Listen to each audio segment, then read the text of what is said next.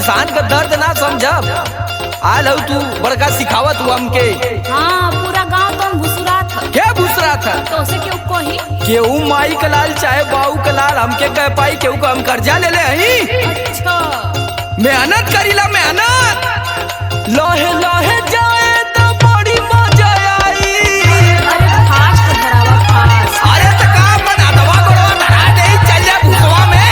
ओरे ना समझ में आवत है कुल बात। एक तो पर कसवा उधार लेके सुधार ना करत है। लोहे लोहे जाए तो बड़ी मजा आई, लोहे लोहे जाए तो बड़ी मजा आई। बड़ी जब परे सर त नाही रोकाई।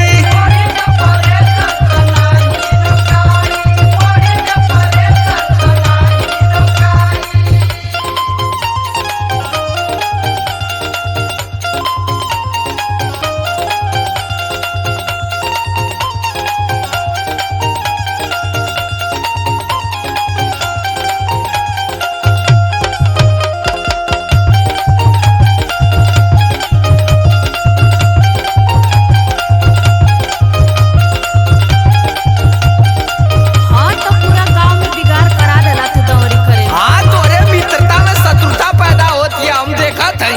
तोहरे चक्कर में कोई के घरे हम ना जा पावत हई। हाँ जाली कौनो चिन्नियों पानी तो ना पूछली। चल जब गुब्बारा मती थुथुन बनाए के मिथुन के घरे। काबू की मिथुना का मम्मी हमके बड़ी माने ले। सिलवा फूल मतिया रोजे दी है ओ रहनवा, तू तो रहबा बहरा हम सोनब सजनवा।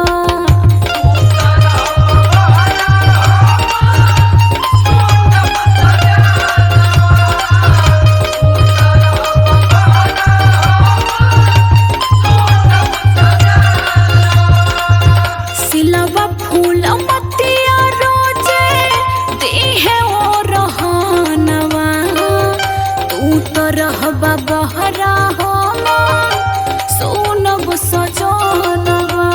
छोड़ा, तोके समझोले कोनो फायदा बा? घंटा में बेसी खिंची हमरो मजा आए।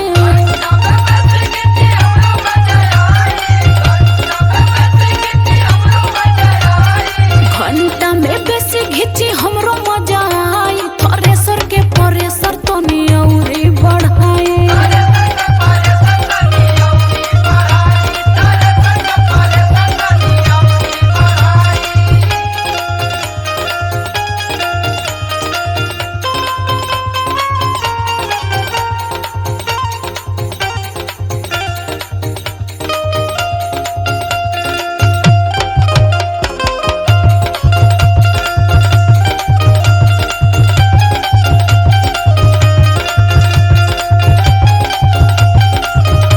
आ तनी गांवपुर में व्यवहार बना के न रहल जाला, तबे ना काम करबा।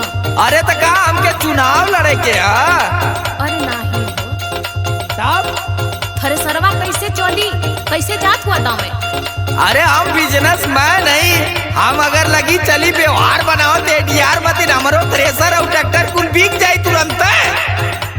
तोहरा से चिंता धोनी बाटे हमरा ज्यादा, पवन कमाई है सोमार खर्चा होई आधा।